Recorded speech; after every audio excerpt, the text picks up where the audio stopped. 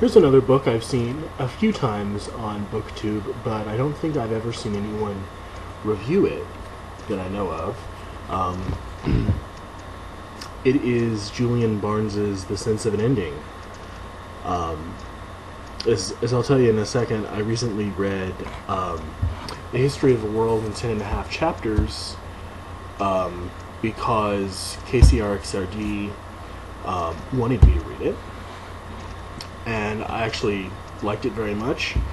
And I asked her if she wanted me to review something else, partly because I was kind of interested in reading something else, and she said, sure, I wouldn't mind if you had an opportunity to review this, because apparently it's the only Julian Barnes novel that her local library has a copy of, which is pretty sad. They should change that. But yeah, I picked this up, and I really liked it. Like I said, I just finished History of the World in 10.5 chapters, and I gave it a pretty glowing review. It has this combination of sort of a clever playfulness and meditations on really important questions, which is kind of a combination in contemporary fiction that I'm finding less and less of. So I really appreciated it. Just like in A History of the World in 10.5 chapters, the themes of memory and our relationship with it loom pretty large here, but they, in this book, they've been transmuted into a poignant story of personal revelation and almost salvation, not History of the World's sort of illustration of the vast tapestry of humanity. This book retains Barnes' humorous voice despite its subject matter, which I'll get into in a second, which could easily have delved into something that was kind of cheap and tawdry and sentimental. The novel is told in two parts. The first part introduces us to the narrator, whose name is Tony Webster, and his small circle of smart-alecky, pretentious friends in their last years before going off to university. They all think pretty highly of themselves.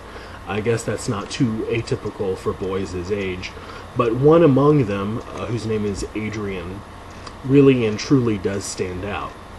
The other friends were too alike and immature to really stick out in my imagination, but Adrian's interest in ideas and philosophy and history even has his history teacher offering his job one day if he wants it. And he's not really kidding. He really is that smart.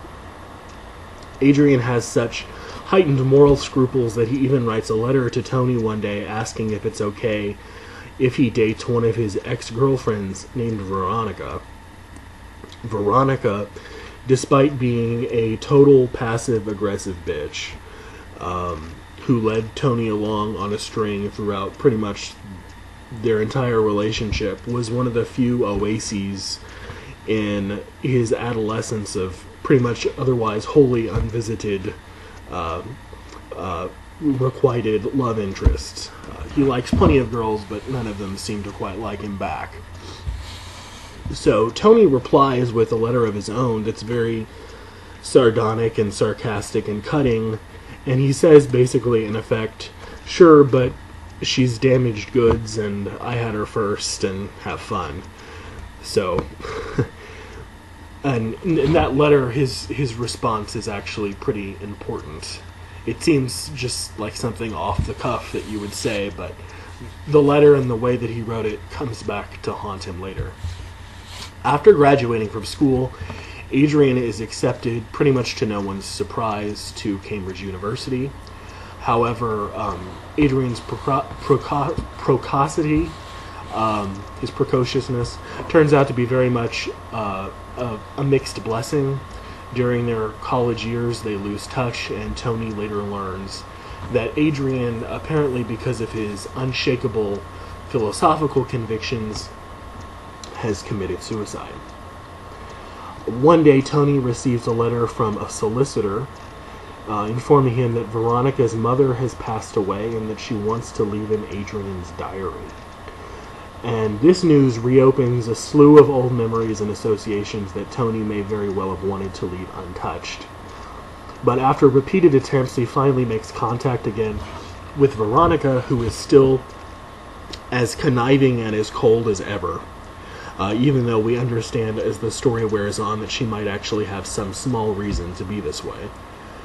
In most reviews, I wouldn't hesitate in divulging even the more important parts of the plot, but the unwinding of Tony's memories comes about so quickly, and they're so important to the unfolding of the book that I would really feel I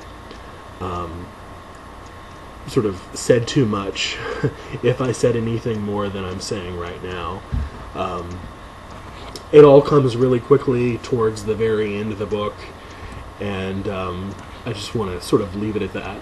But say that his understanding of Veronica, of Veronica's mother, of Adrian, I mean, they're all just completely changed by the end of the novel because of things that he didn't understand and of motives that he didn't quite sense at the time. Thankfully, it won't be divulging too much to say that this novel is about our complicated relationship with the past and how we come to understand and build that past and how we have to reconcile ourselves with it. A few people have noted that Tony seems to be self-pitying and and he has really mistaken analyses of his friends as the novel progresses. Of course, I think that's part of Barnes's point. Wisdom and self-knowledge mean nothing, I think he's trying to say, and might not even be possible until we're blessed with the distinction between the Promethean and the Epimethean, between foresight and hindsight. And the entire novel is about Tony slowly and painfully finding out this distinction for himself. I really enjoyed this. The Sense of an Ending by Julian Barnes.